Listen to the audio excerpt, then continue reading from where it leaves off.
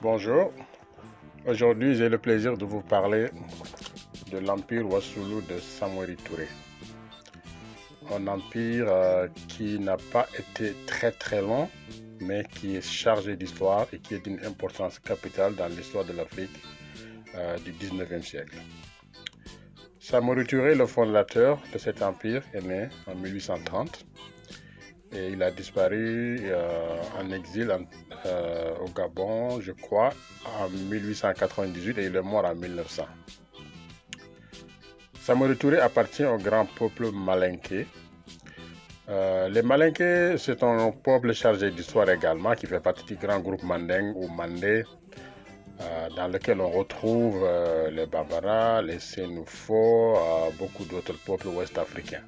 Comme vous le savez, hein, quand un groupe est vraiment important, il finit par se ramifier en donnant d'autres petits groupes. C'est par exemple le même cas avec les Peuls, où on peut avoir des noms différents, les Fulfulde, les Fulani, les Toucouleurs, les Halpoula, etc. Donc c'est vraiment des très grands groupes. Si on regarde le cas des Yoruba ou le cas des Swahili ou d'autres grands groupes africains également, on voit la même chose. Donc ici, les Malinké font partie de ce grand groupe Manding. Le pays malinké est situé dans la partie septentrionale de la zone soudanienne et de subguinéenne. Donc nous sommes ici dans les régions du Mali, de la Guinée, mais aussi c'est toute l'Afrique de l'Ouest. Hein. On retrouve de tout ce groupe au Sénégal, en Gambie, Guinée-Bissau, le sud de la Mauritanie, allant jusqu'au Burkina Faso, au nord de la Côte d'Ivoire, touchant le Niger, Libéria, Sierra Leone. C'est vraiment l'Afrique de l'Ouest. Si on unifie ce groupe-là, on peut dire que c'est le groupe le plus important. Mais dans la mesure où il y a beaucoup de noms différents également, et puis il y a des variantes dans la langue, parfois les gens les différencient. Pour revenir donc à Samori, il faut rappeler que Samori Touré a eu une enfance qui n'a pas été facile, mais s'est montré un garçon très résilient, très intelligent, qui apprend beaucoup et qui va être intéressé par le métier de soldat avant de former son empire. C'est ça que nous allons montrer dans la première partie, avant de parler de l'empire lui-même, puisqu'il est question de parler du fondateur, Samori Touré. Donc il est le fils d'un notable malinké du nom de Lamphia Touré et d'une femme du nom de Sokona Kamara. Comme je l'ai mentionné, Samori est né en 1830 dans la ville du Wassoulou, dont le nom est un peu long, Muniambala Dougou. C'est ça le nom de la ville où Samori est né, Muniambala Dougou. Cette ville se trouve actuellement dans l'actuelle Guinée-Conakry. C'est un peu comme l'histoire de Sundiata. Hein. Il est né à Niani, en Guinée-Conakry, mais fondateur de l'Empire du Mali. Et l'Empire du Mali est beaucoup plus important au Mali, par exemple, qu'en Guinée. Donc ici également, l'Empire de Samori Touré, comme on va le voir, il va déborder largement la Guinée-Conakry. Et très important au Mali. Ici, on va jusqu'en Côte d'Ivoire, touchant le Burkina, etc. Donc, pour revenir à Samori Touré, rappelons donc qu'il va être un grand chef militaire. Il commence sa carrière en tant que commerçant d'abord. Vous savez, il fait partie aussi de ces Djoula. C'est un métier très répandu. Les Djoula, c'est un peu des Soninké qui avaient quitté l'Empire du Ghana quand il a éclaté et puis qui étaient dans le réseau du commerce. Mais les Djoula aussi se sont mélangés beaucoup avec le peuple mandingue. Finalement, c'est pratiquement le même groupe. Hein. Donc, ils se comprennent, ils parlent la même langue. Mais quand quelqu'un fait du commerce en Afrique de l'Ouest, on dit qu'il est en djoula. Même pour les langues qui ne sont pas les langues malinké. Moi, je parle le poulard, mais je sais que dans le Fouta sénégalais, quand quelqu'un est un commerçant, oui, on dit que c'est un djoulanké. Djoulanké, il y a le mot djoula. Quand quelqu'un on va dire que quelqu'un il commerce, le verbe commercer, ça se dit djoulade. Vous voyez, djoula. Il y a le mot djoula là-dedans, djoulade. Djoulanké, djoulade, etc. Donc, vous voyez, c'est tellement répandu en Afrique de l'Ouest que ça déborde largement le groupe mandé. Même dans les autres langues, on peut le voir facilement. Rappelons aussi que les Djoula sont un groupe donc, de commerçants itinérants, comme j'ai dit, depuis très très longtemps. Et leur origine, tantôt on dit Malinké, Bambara, Soninké, mais c'est vraiment un peuple très très très mélangé. On les trouve principalement aujourd'hui en Côte d'Ivoire, dans le nord, au Burkina Faso, au Mali et dans tous les pays donc, qui faisaient partie de la zone correspondant à l'ancienne ère d'influence du Mandé. Dont ils sont originaires, mais le Mandé est sorti aussi du Ghana, comme on le sait. Ils ont été des acteurs clés du commerce en Afrique de l'Ouest, à tel point que dans plusieurs langues ouest-africaines, comme je viens de l'expliquer, on retrouve leur nom. Durant son enfance, son adolescence d'abord, Samori va se démarquer. Il va se démarquer par un événement très important. En fait, le jeune homme va être forgé à vivre une expérience qui va le troubler un peu, mais aussi qui va le former. En effet, vers 1848, il n'était plus adolescent, il rentrait dans l'âge adulte, mais l'âge adulte européen, puisqu'en Afrique, l'âge adulte, ce n'est pas 18 ans, hein, comme on le pense. L'âge adulte en Afrique, c'est un autre âge, parfois ça commence dans 21 ans par exemple. Et puis il y a des cérémonies comme la circoncision ou d'autres choses, en tout cas dans l'Afrique traditionnelle. Je ne suis pas trop rentré dans ces détails ici, ce n'est pas le plus important.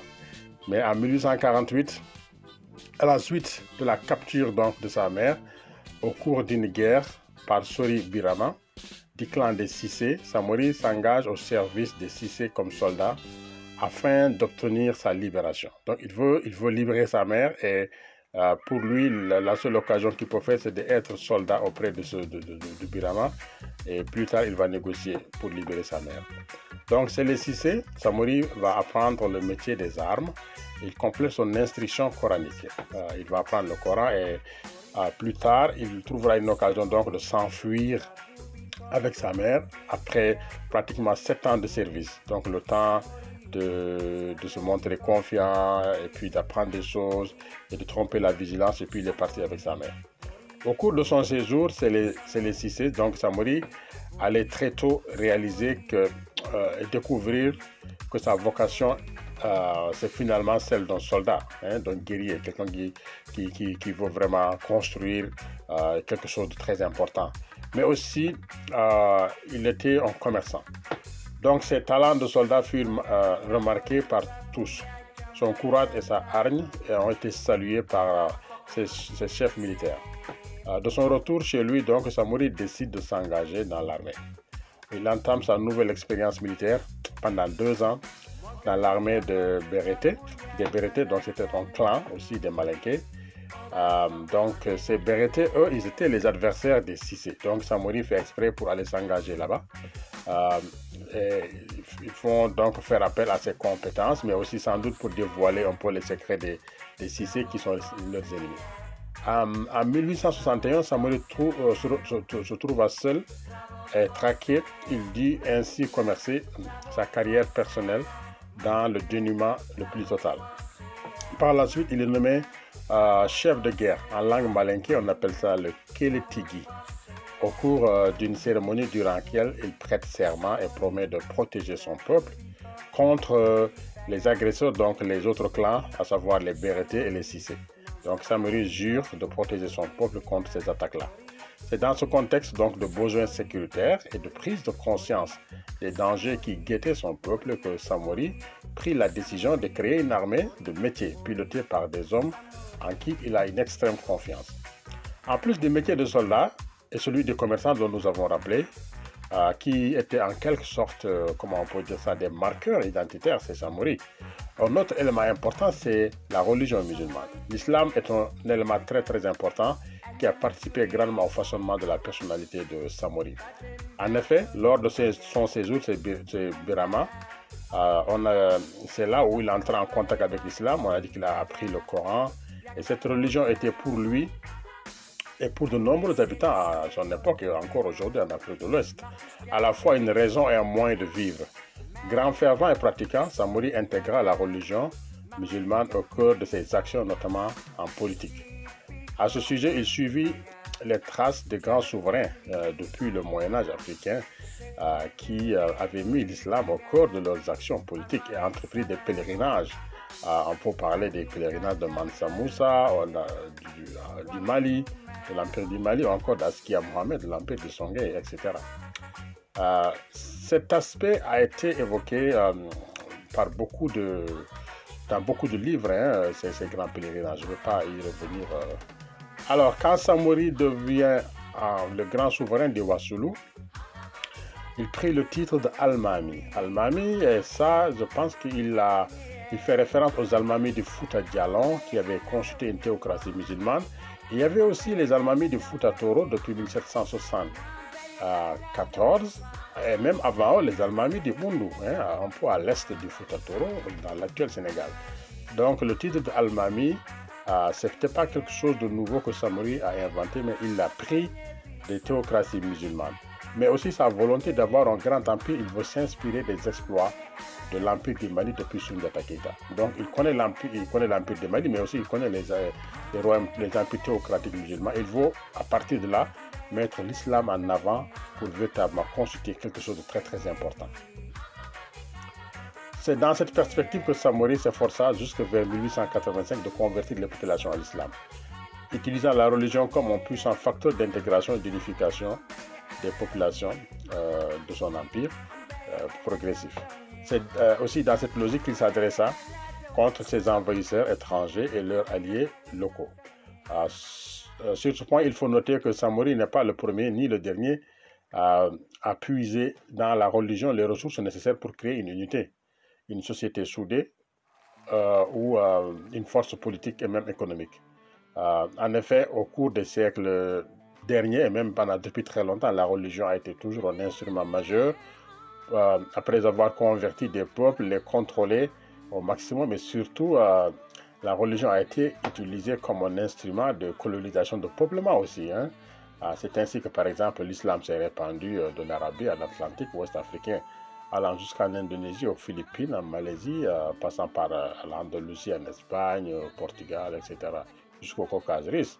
Et dans certaines régions conquises, donc on va voir que l'islam a permis aux conquérants de reprendre le contrôle politique et créer des États à leur image. Comme par exemple, on a des pays du Maghreb aujourd'hui qui se disent des pays arabes, mais c'est en réalité cette colonisation de peuplement, c'est des gens qui sont venus de l'Arabie, du Yémen avec l'expansion musulmane. Avant cela, des pays comme l'Égypte, l'Algérie, le Maroc, la Tunisie n'étaient pas des pays peuplés par des Arabes, c'était des Berbères et des populations noires d'Afrique qui y habitaient. Bref, c'est une parenthèse. Mais aussi, on peut parler de ce qui s'est passé du côté des Européens, où la religion chrétienne, le catholicisme, le protestantisme et toutes les autres branches du christianisme ont accompagné les explorations des 15e au 19e siècle. Donc, tous les territoires où ils ont dominé ont été systématiquement convertis au christianisme, faisant de cette religion la plus importante aujourd'hui dans le monde. Donc, vous voyez, ce que les Samoris ont fait en Afrique de l'Ouest, s'appuyer sur la religion, c'est pas quelque chose de nouveau. Et puis, c'est pas aussi comme on le voit aujourd'hui, on prétexte de les dire que c'est des djihadistes, etc. Non, c'était quelque chose qui se faisait à leur époque, même si ça ne se fait pas aujourd'hui. Aujourd'hui, on crée des États avec la technologie, le savoir, les sciences, etc., les élections et tout. Mais à leur époque, la religion était très très importante. Et c'est ça qu'ont fait les Européens, c'est ça qu'ont fait les Africains. Et puis, toutes les grandes civilisations qui étaient faites, ils ont mis de la religion en avant. C'était très important de préciser cela parce qu'il y en a qui ne comprennent pas l'élément religieux dans la création des États. Alors là, on va passer à l'armée de Samori et l'exploitation de son empire. Les campagnes expansionnistes de Samori visaient plusieurs objectifs. En premier lieu, ses voisins et notamment les adversaires et membres des clans Bérété et Cissé. Le deuxième objectif était de s'emparer de la totalité du Wassoulou pour faire de ce territoire la base arrière de son empire. Le Wassoulou est situé sur les pays ouest-africains actuels de la Guinée et du Mali. À son apogée, l'empire du Wassoulou s'était étendu sur une partie de la Côte d'Ivoire actuelle, du Libéria à la même jusqu'au Sierra Leone. Le troisième objectif de Samori était de mettre la main sur les régions minières et stratégiques qui avaient fait la prospérité des grands empires ouest-africains médiévaux, à savoir les régions du Bouré, du Bambouk, les fameux pays qui étaient décrits par les géographes arabes comme les pays de l'or. Donc Samori prit possession des mines d'or du Bouré en 1878. Son emprise sur les régions conquises était suffisamment forte pour qu'il puisse se déclarer Fama. Fama ici c'est le souverain, hein, ça veut dire l'homme qui tient le pouvoir, l'autorité du chef militaire. Aujourd'hui, l'armée du Mali s'appelle les FAMA, les forces armées maliennes, mais aussi c'est un clé d'œil à FAMA de Mandé. Vers la fin des années 1870, au sommet de sa puissance, Samori, qui avait réussi grâce à l'unité religieuse et à la mise en place d'une armée bien organisée et nombreuses, et aussi grâce aux armes modernes acquises chez les Européens, notamment c'est les Anglais qui étaient installés sur les côtes de l'Atlantique, par exemple en Sierra Leone ou en Gambie, et ailleurs dans d'autres régions. Donc Samori a conquis la ville très stratégique de Kankan. Kankan se trouve dans l'actuelle Guinée, c'est dans la région Haute-Guinée, un pays malinké. C'est aussi une ville chargée d'histoire, hein, depuis l'Empire du Mali. La ville de Kankan est souvent citée. Samori Touré mit la main sur un centre commercial clé des Djoula et plusieurs régions de ce qui constitue aujourd'hui la Sierra Leone, la Guinée, le nord de la Côte d'Ivoire, dont le royaume malinké dit Kabadougou. En 1881, Samori avait déjà fait de la partie méridionale des savanes soudanaises tout au long de la grande forêt ouest-africaine entre le nord et l'actuelle Sierra Leone et la rivière Sassandra en Côte d'Ivoire, un empire unifié sous son autorité.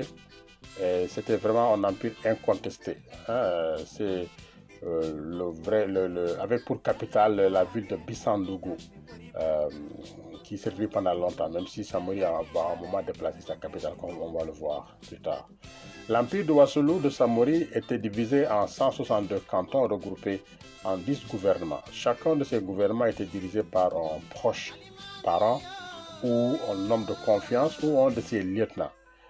Ce dernier, c'était un officier militaire, devait être un officier militaire, mais aussi être assisté d'un chef de guerre chargé du commandement des troupes. Ici, on parle de marabout parce que c'est un érudit qui doit avoir quand même les connaissances de la loi islamique et des textes de justice. Ça aussi, c'était un des critères. Dans chaque gouvernement, il plaça des gens d'origine différente dans le but de favoriser la diversité ethnique, la cohésion sociale et l'intégration pacifique de toutes les populations des territoires annexés dans son empire. Il a réalisé l'importance de cette stratégie à la suite de son expérience des divisions claniques. C'est les Béretés, les Camara et les Cissé. Hein. Quand il était jeune, il a vu ces différences-là et ces rivalités. Donc, c'est ce qui a marqué sa jeunesse. Pour éviter cette division sociale qui peut affaiblir son empire et son armée, Samori entreprit de tout faire pour effacer le souvenir des anciennes divisions familiales et tribales. Afin de subvenir aux besoins du gouvernement, chaque village devait cultiver un champ, ça peut être un champ de mil, un champ de sorgho, etc., au profit de Samori et qui percevait aussi la dîme sur de l'or. Donc ça, il fallait avoir un peu de récolte pour nourrir les âmes, avoir aussi des richesses à travers l'or. L'une des plus grandes réussites de Samori, c'est d'être en mesure de créer une armée puissante qui sera la force de l'expansion de son empire.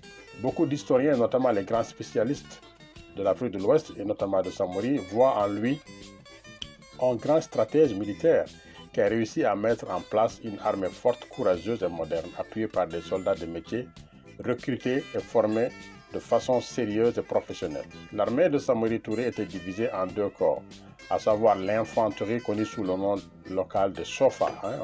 Aujourd'hui, on parle des Sofa de Samori. Cette armée était forte de 30 000 hommes en 1887 et on parle même de 35 000. Il avait aussi la cavalerie qui ne comptait pas moins de 3 000 hommes. Donc des jeunes garçons très bien à monter les chevaux et à faire la guerre avec les chevaux.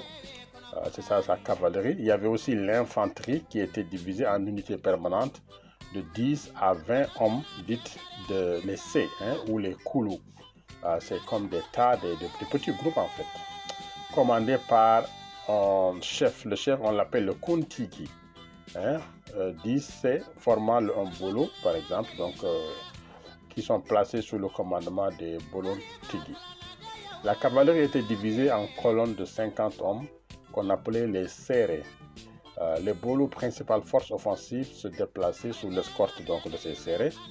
Comme il s'agissait d'unités permanentes, il s'établissait des liens d'amitié d'abord entre les soldats et de loyauté à l'égard de leur chef. Cette armée, bien entraînée et disciplinée, ne tarda donc pas à prendre un caractère quasi-national en raison de son homogénéité très remarquable et de son esprit de corps. La carte de Samori aussi est importante à visiter, même si parfois on voit quelques changements selon les époques. C'était un très grand empire. Avant d'acquérir des armes, quand je parle des armes dont je veux parler, des armes plus sophistiquées des Européens, des commerçants européens, comme par exemple les fusils, les armes de guerre, etc. Samori donc demandait à ses forgerons de fabriquer des armes, mais aussi il achetait des armes européennes qui essaient de copier des modèles ou bien de les réparer quand ils sont usés. Il avait de très bons forgerons aussi qui apportaient leur savoir-faire. Ces derniers donc étaient capables de réparer non seulement les armes achetées avec les étrangers, mais aussi de fabriquer des armes artisanales. Mais avec la possibilité d'obtenir plus d'armes européennes, plus modernes, et souhaitant les étudier attentivement afin de les reproduire, Samori donc accentua sa collection d'armes européennes et demanda aux forgerons de plus trouver des armes à réparer ou des choses comme ça que les armes artisanales. C'est ainsi qu'à partir de 1885, il décida de remplacer les sache-pots dont les cartouches trop volumineuses étaient vite abîmées par l'humidité de la région. Il les remplace donc par des fusils grands mieux adaptés au climat avec leurs cartouches plus légères et les Kropatschek, les fusils gras à répétition. Il va disposer d'équipes de forgerons capables de les copier dans les moindres détails. À partir de 1888, il fit également l'acquisition de quelques fusils à tir rapide et en 1893, il disposait d'environ 6000 fusils.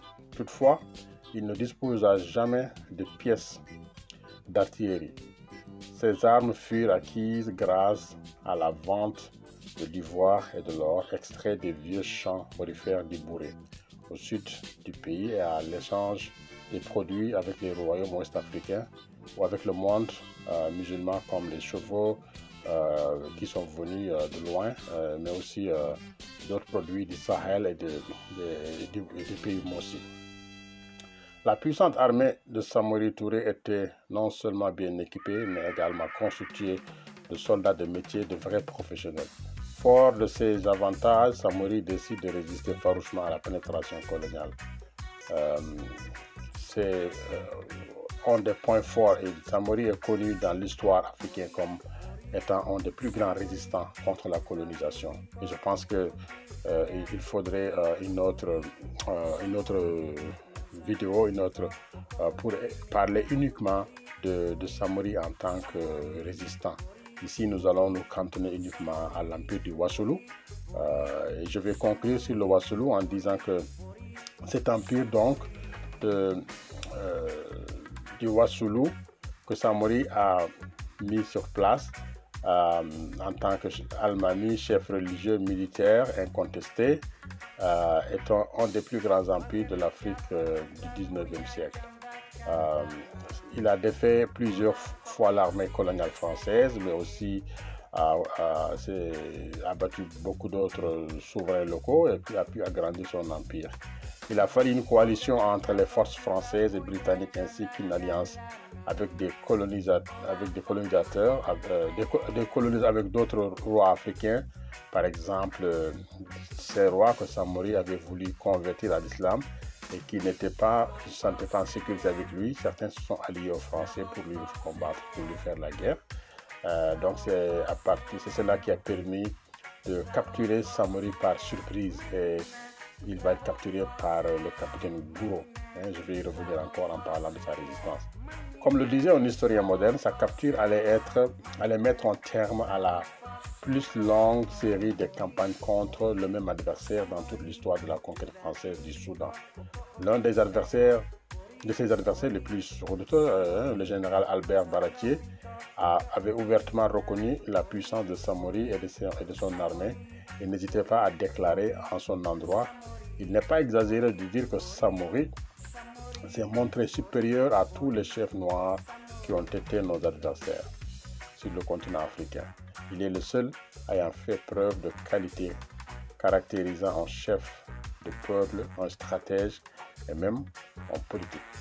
Conducteur d'hommes, en tout cas, il le fit, possédant l'audace, l'esprit de suite et de la précision, et par-dessus tout, une ténacité irréductible, inaccessible au découragement. Donc voici ce que disait Baratier sur lui. Mais comme je dis, nous allons consacrer entièrement une émission sur Samori en tant que résistant dans la deuxième moitié du 19e siècle africain, pour en fait citer les combats qu'il a eu à faire contre les colonisateurs, etc. Ces dernières 20 années du 19e siècle africain. Pour le moment, nous allons nous arrêter ici en ce qui concerne l'empire mis en place par Samori Touré, qu'on appelle le Wassoulou, qui se trouve aujourd'hui dans le sud-ouest du Mali, en Guinée aussi, donc habité par des Malinqués, mais aussi des Peuls et d'autres peuples africains. Voilà, merci beaucoup et bonne journée.